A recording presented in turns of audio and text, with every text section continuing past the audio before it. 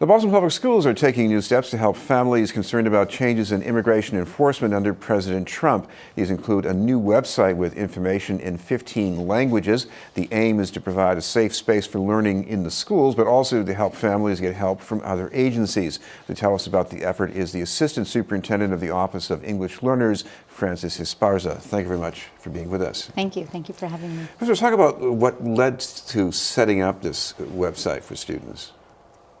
Well, in the school district and in the community, we were finding several parents reaching out, asking what are their students' rights, their children's rights to be in a public school if the child is undocumented or if the parents are undocumented. A lot of teachers were also reaching out to Boston Public Schools and to the city to find out answers to these questions. And so what we started doing was having discussions amongst different central office team members, and then we found different schools such as Boston International Newcomers Academy was holding sessions and workshops for their students.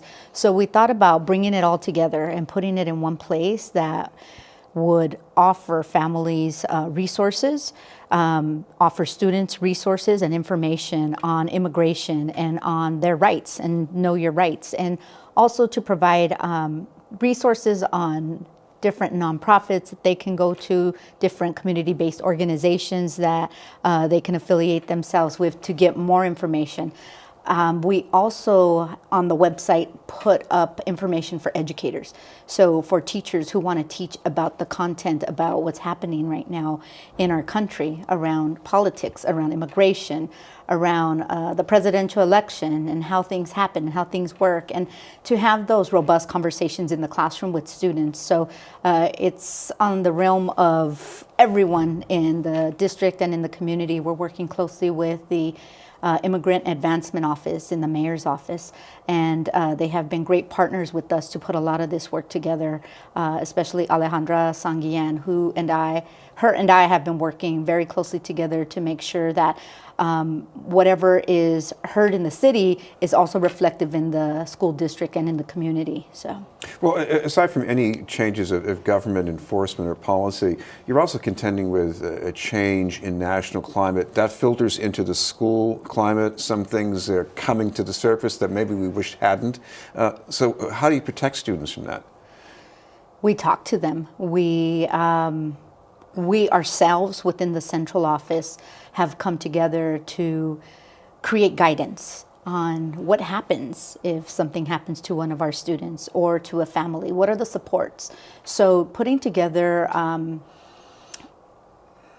different types of resources again, but also after action reviews and going through with central office staff providing guidance on social emotional learning. How does this affect the child that is struggling because they don't know if when they get home if their parents are going to be there? How is that social emotional health and wellness part that the district is doing to ensure that child that they're safe and that no matter what happens that the school district is going to be there for them?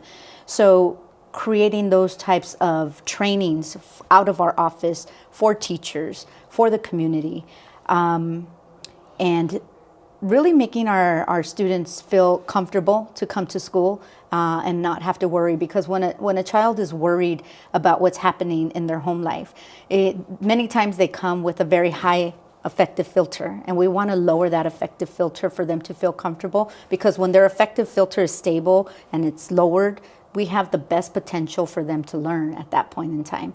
If their affective filter is high, it's very hard to get through to students because they're just struggling with all of this internally and mentally, and in order to get them to learn how to read or to be able to perform on performance tasks and all the different things that we want them to do in our schools to be able to ace cognitively demanding tasks and be able, again, to learn English as well as learning other languages too. Within my department, that's what we really promote, is that our students who are English language learners are able to keep their native language and also learn English. So coming to school with your affective filter high, none of that is going to happen. It's going to be very difficult, and we don't want it to seem like it's a discipline problem, that the student is having an issue. It's not a school problem. It's a health and wellness problem. So working closely with Amalio Nieves from the CEL department, which is our social emotional learning, health and wellness department. And again, everybody at the central office collaborating around this issue right now. This is BNN News, and we're talking with Francis Esparza from the Boston Public Schools.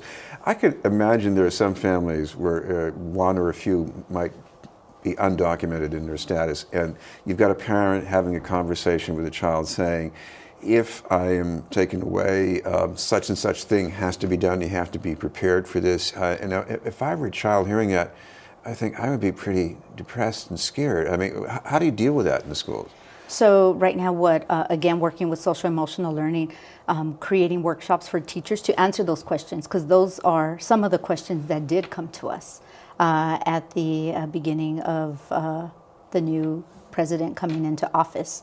Lots of students, and not just like our older students, but our younger students too, talking in their communities about awareness on how do you have a safe environment. Is the school that safe environment for you? Is the city that safe environment for you? So bringing those conversations to the forefront.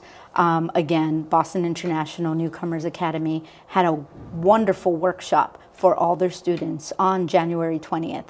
And what happened there was an array of workshops on knowing your rights, on what is it like to be Muslim living in our country today? What is it like to be Hispanic living in our country today?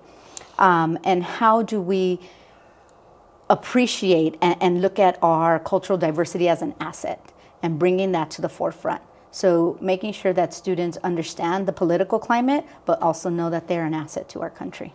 We should mention that if parents or students want to find this website and get some more help, what's the best way to look that up? It's under Boston Public Schools, wedreamtogether.org. So Boston Public Schools, wedreamtogether.org. Thank you very much for being with us. Thank you. From the Boston Public Schools, Francis Esparza. In a moment, bringing the past to life and celebrating women's history on the Freedom Trail.